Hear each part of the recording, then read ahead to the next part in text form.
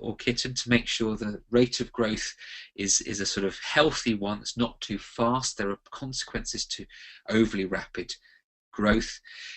Important, we try and get a very early adult weight. So it depends on the breed, but somewhere between 12 and 24 months dogs will be mature. Very rarely are they actually overweight at that stage. So if you got your vet to do a condition score at that stage and record it that way, that is your dog or cat's adult weight, and that's the one that really they should remain and stay at for the rest of their life. I'd say throughout adulthood, depending on how variable their activity and intake is, should weigh at least every 3 to 6 months. Neutering is an important risk of weight gain, so there should be some more checks after that. I normally recommend one a month down the line, 3 months down the line, and then 6 months down the line to make sure there's no gain. And likewise, if you change the diet or the pattern of exercise changes for whatever reason, the lifestyle changes, consider again some more weight checks just to make sure and adjust. And if you do this, again, with a trial and error approach, it's quite easy to ensure that what's going in is matching what's coming out. So that's it. So I came back to those questions at the start. What is obesity? What causes obesity? What problems occur? And how can it be prevented? And these are the basic answers. It's a serious disease. Remember, it's excess body fat, but with those medical consequences. We told you about that. The simple answer to cause of obesity is energy imbalance. The complex thing is that there are many other risks, and remember, it's a combination typically of genes and environment.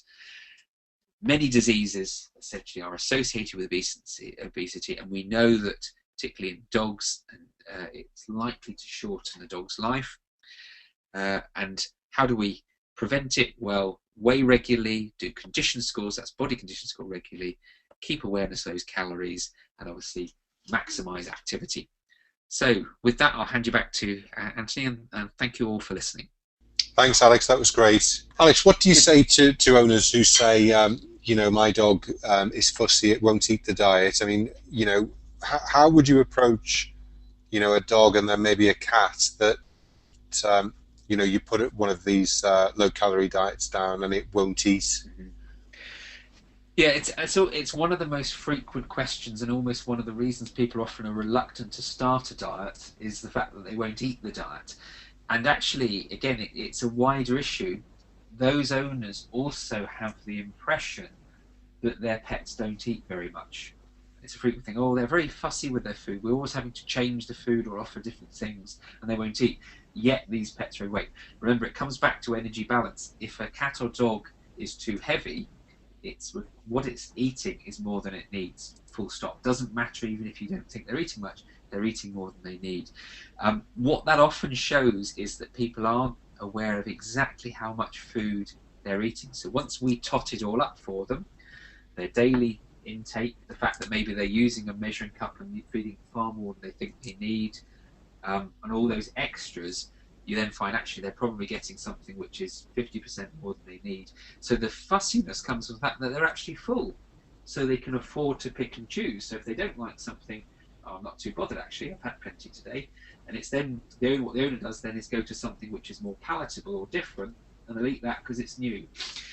Now what we actually find is when we put a dog or cat onto a weight loss diet, actually it's less of an issue. Once they start, we restrict the energy, actually they do become a little bit hungrier. The diets actually minimise that, but even so, almost invariably they're complete portions. So if you adjust to the food gradually, we have very, very few problems ever with palatability. A few other things you can do to improve the palatability if you really want. You can add like things like stock cubes and other things if needs be. But by and large, if anything, it's a question of talking through the issues and also, just getting them to try it, because often they find it's less an issue than they think it is. Just simply cutting out all of the tidbits and then keeping them on one of these diet foods will usually give you results fairly quickly, won't it, Alex? I think if it's certainly from prevention point of view, then that's something straight away. Then you'll know much more if you're feeding. If you've got a dog or cat that's very overweight, then it is worth using a formal program, just cutting out tidbits and increasing activity, and not actually formally going through the process of weight management probably Yeah. would allow you would probably get modest loss, but you wouldn't normally get enough for it for everything else. But it is that's almost like the first step, because again it's a gradual process, and it is often takes a time to adjust, both I guess both from the owner and actually also the pet point of view, to be able to adjust to sort of uh, different feeding strategies, and particularly you need that when you're on a weight management diet. I suppose some of these overweight pets that you've shown, I mean, it may take 6 months plus really to get them anywhere near where you want them to be as well. It takes at least that, yes. So I guess our average at our clinic, 6 months is some of the sooner ones.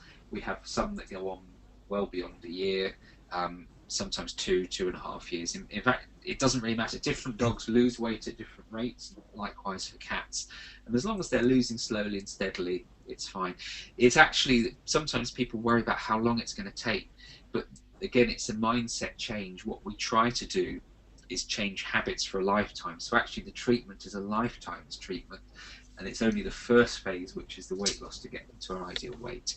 So yes, it's not unexpected to be well beyond 6 months. It does take a lot of commitment, but again, really what we're trying to do is promote healthy pet ownership, if you like, which should be a lifetime thing, as I say, rather than just a few months.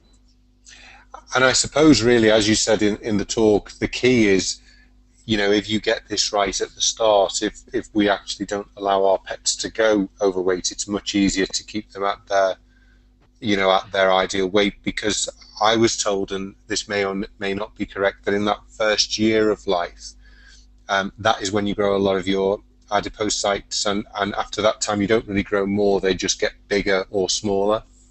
Is that right? Or It's certainly partially right. You can actually increase number of adipocytes if you're in positive energy balance, but certainly they do swell. What that does, the bit which is definitely right actually, is the fact that early life changes will increase the likelihood of being overweight lifelong. So in people, rapid growth actually, as a baby, correlates with childhood obesity, and if you're obese as a child, you're almost certainly going to be obese, unfortunately, as an adult.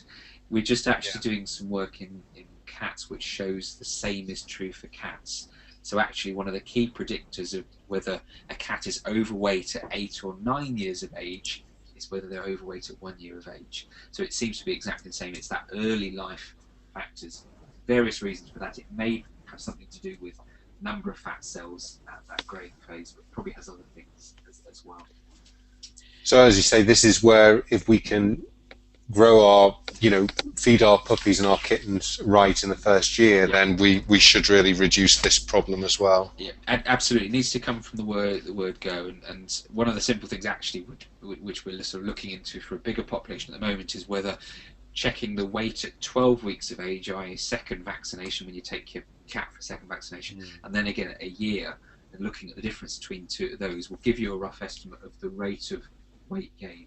And that again can be used as a factor as to whether that cat's a rapid gainer and likely to gain weight. It seems to be the ones that grow slower are the category of cats that ultimately, there's this old wives' tale that some cats can eat what they want, they regulate their intake, you don't need to worry.